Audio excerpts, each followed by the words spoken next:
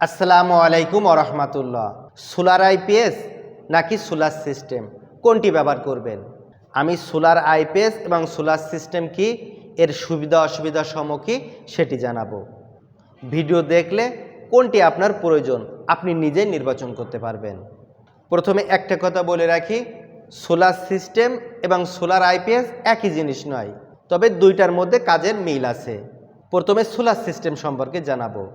Solar system এমন একটি পদ্ধতি, সূর্য রশ্মি হতে সোলার প্যানেলের মাধ্যমে বিদ্যুৎ উৎপাদন করে এই উৎপাদিত বিদ্যুতের মাধ্যমে বাসাবাড়ি, অফিস আদালত, শিল্প কলকারখানার লোডগুলো চালু করা যায়। সোলার সিস্টেম তিন প্রকার। এক number on grid solar system, দুই নম্বর অফ গ্রিড সোলার সিস্টেম, তিন নম্বর হাইব্রিড সোলার সিস্টেম। প্রথমে অন গ্রিড সোলার সিস্টেম সম্পর্কে বলবো। অন গ্রিড বলতে যে সোলার সিস্টেম সরাসরি গ্রিডের সাথে অন থাকে, সংযুক্ত থাকে। আর গ্রিড বলতে কি বোঝায়? বাসা বাড়িতে বিদ্যুৎ সরবরাহ দেওয়ার জন্য যে বিদ্যুতের লাইন, এই লাইনকে গ্রিড বলা হয়। তাহলে সোলার সিস্টেমটি সরাসরি বিদ্যুতের লাইনের সাথে সংযুক্ত থাকবে, সেটি on grid solar system. On grid system কীভাবে কাজ করে আমি একটি চিত্রের মাধ্যমে দেখাবো। এই সোলার প্যানেল হতে ডিসি বিদ্যুৎ উৎপাদন হয়। এই ডিসি বিদ্যুৎ প্রথমে ইনভার্টারে যায়। এই ইনভার্টার এসি বিদ্যুৎ উৎপাদন করে। এই এসি বিদ্যুৎ প্রথমে বাড়ির ব্যবহৃত লোডে যায়। যতগুলো লোড থাকবে সবগুলো লোডে এই এসি বিদ্যুৎ ব্যবহার হবে। যদি এই সোলার প্যানেল বাড়ির ব্যবহৃত লোডের চেয়ে বেশি বিদ্যুৎ উৎপাদন করে, সেই উৎপাদিত বিদ্যুৎ গ্রিডে সরবরাহ করা হয়। এর মাঝে একটা মিটার ব্যবহার করা হয়, নেট মিটার। আর নেট মিটার হিসেবে দ্বিমুখী নেট মিটার ব্যবহার করা হয়। আবার যদি কোনো কারণে এই সোলার প্যানেল বাড়ির ব্যবহৃত লোডের চেয়ে কম বিদ্যুৎ উৎপাদন করে, তখন এই গ্রিড হতে বাড়ির ব্যবহৃত লোডগুলো চালু রাখা যায়। তাহলে ওয়ান গ্রিড সোলার সিস্টেমে প্রয়োজনীয় যন্ত্রাংশ কি? সোলার প্যানেল, ইনভার্টার আর দ্বিমুখী নেট মিটার। আর বাড়ির ব্যবহৃত লোড, ইনভার্টার সমস্ত অংশকে প্রোটেকশনের জন্য ব্যবহার করা হয় এমসিবি, এসপিডি বা surge protection device. On grid solar সিস্টেমের বৈশিষ্ট্য: এক নম্বর, সাধারণত ব্যাটারি ব্যবহার করা হয় না। দুই নম্বর, দিনের বেলায় যে বিদ্যুৎ উৎপাদন হয়, উৎপাদিত বিদ্যুৎ প্রথমে বাড়ির ব্যবহৃত লোডগুলো চালু করা হয়। যদি অতিরিক্ত বিদ্যুৎ উৎপাদন হয়, অতিরিক্ত বিদ্যুৎ গ্রিডে সরবরাহ করা হয়। তিন নম্বর, গ্রিডে বিদ্যুৎ সরবরাহ বন্ধ থাকলে, অর্থাৎ এই গ্রিডের বিদ্যুৎ সরবরাহ বন্ধ থাকলে ইনভার্টারের নিরাপত্তার কারণে গ্রিড হতে বিদ্যুৎ সরবরাহ করে না। ওয়ান গ্রিড সোলার সিস্টেমের সুবিধা: এক নম্বর সুবিধা, ব্যাটারি খরচ নাই। দুই নম্বর, রক্ষণাবেক্ষণ খরচ খুবই কম। তিন নম্বর, বিদ্যুৎ বিল কমাতে সাহায্য করে। ওয়ান গ্রিড সোলার সিস্টেমের অসুবিধা: বিদ্যুৎ বিভ্রাটের সময় ব্যাকআপ পাওয়া যায় না। এবার অফ গ্রিড সোলার সিস্টেম সম্পর্কে বলবো। যে সোলার সিস্টেম গ্রিড হতে অফ থাকে, গ্রিডের সাথে কোনো সংযুক্ত থাকে না, সেই সোলার সিস্টেমকে অফ গ্রিড সোলার সিস্টেম বলে। অফ গ্রিড সোলার সিস্টেম কিভাবে কাজ করে? প্রথমে এই সোলার প্যানেল হতে ডিসি বিদ্যুৎ উৎপাদন হয়। এই উৎপাদিত ডিসি বিদ্যুৎ সার্জ কন্ট্রোলারে যায়। সার্জ কন্ট্রোলারের মাধ্যমে নিরাপদে ব্যাটারি চার্জ হয়। ব্যাটারির সাথে অফ গ্রিড ইনভার্টার থাকে। এই অফ গ্রিড ইনভার্টার হতে লোডগুলো চলে। কিভাবে কাজ করে? প্রথমে সোলার প্যানেলেতে ডিসি বিদ্যুৎ উৎপাদন হয়। এই ডিসি বিদ্যুৎ সার্জ কন্ট্রোলারের মাধ্যমে নিরাপদে ব্যাটারি চার্জ হয়। আর ব্যাটারি হতে অফ গ্রিড ইনভার্টারের মাধ্যমে বাড়ির ব্যবহৃত লোডগুলো চালু হয়। দিনের বেলায় এই সোলার প্যানেল হতে উৎপাদিত ডিসি বিদ্যুৎ চার্জ কন্ট্রোলারের মাধ্যমে ব্যাটারি চার্জ হয়। আর অফ গ্রিড ইনভার্টারের মাধ্যমে বাড়ির ব্যবহৃত লোডগুলো চলে। আর রাতের বেলায় যেহেতু সোলার প্যানেল বিদ্যুৎ উৎপাদন করতে পারে না, এই ব্যাটারিতে যে চার্জ সংরক্ষণ থাকে, এই চার্জের মাধ্যমে বাড়ির ব্যবহৃত লোডগুলো চালু হয়। অফ গ্রিড সোলার সিস্টেমে কী কী যন্ত্রাংশ ব্যবহার হয়? সোলার প্যানেল ব্যবহার হয়, চার্জ কন্ট্রোলার ব্যবহার হয়। ভালো মানের চার্জ কন্ট্রোলার ব্যবহার করতে হয়।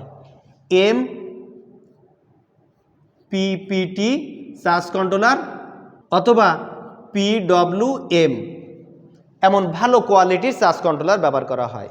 কি পরিমাণ ব্যাটারি ব্যবহার করবেন এটি নির্ভর করবে আপনি কি পরিমাণ ব্যাকআপ রাখতে চান। বেশি ব্যাকআপ রাখতে চাইলে ব্যাটারি ক্ষমতা বেশি রাখতে হবে, ব্যাকআপ কম রাখতে চাইলে কম ক্ষমতার ব্যাটারি ব্যবহার করা যাবে। আর বাড়ির ব্যবহৃত লোড অনুযায়ী অফ গ্রিড ইনভার্টার ব্যবহার করতে হবে। অফ গ্রিড সোলার সিস্টেমের সুবিধা, গ্রিড ছাড়াই বিদ্যুৎ সরবরাহ করা হয়, অর্থাৎ যেহেতু বিদ্যুৎ লাইনের সাথে অফ গ্রিড সোলার সিস্টেম কোনো সংযুক্ত থাকে না, শুধুমাত্র এই সোলার প্যানেল হতে উৎপাদিত বিদ্যুৎ ব্যবহার করা হয়। দুর্গম এলাকা যেখানে গ্রিড সিস্টেম নাই সেই সমস্ত এলাকায় অফ গ্রিড সোলার সিস্টেম ব্যবহার হয়।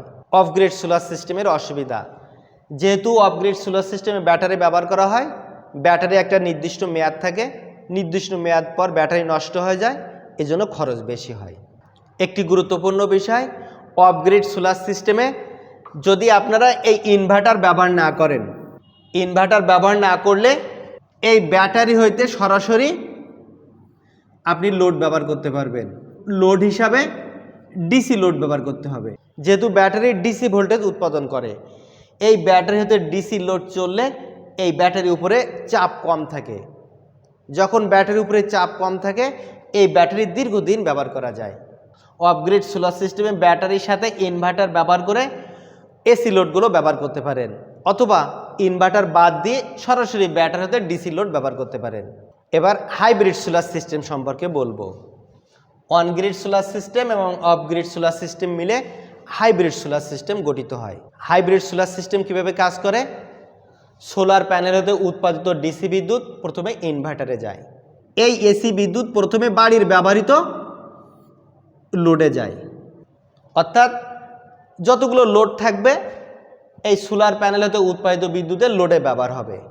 লোডে ব্যবহার হওয়ার পরে ইনভার্টারের থেকে এই ব্যাটারি চার্জ হয়।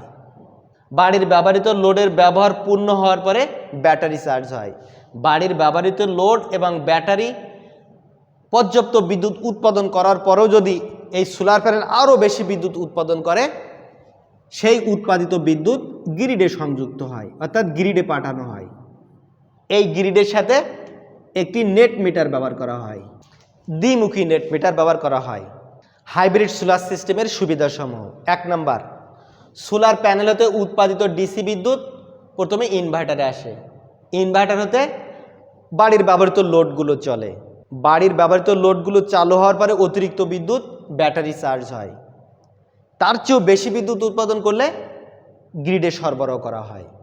2 নম্বর সুবিধা, যদি কোনো কারণে এই গ্রিডে অর্থাৎ বিদ্যুৎ লাইন অফ থাকে, এই ব্যাটারি হতে ব্যাকআপ পাওয়া যায়।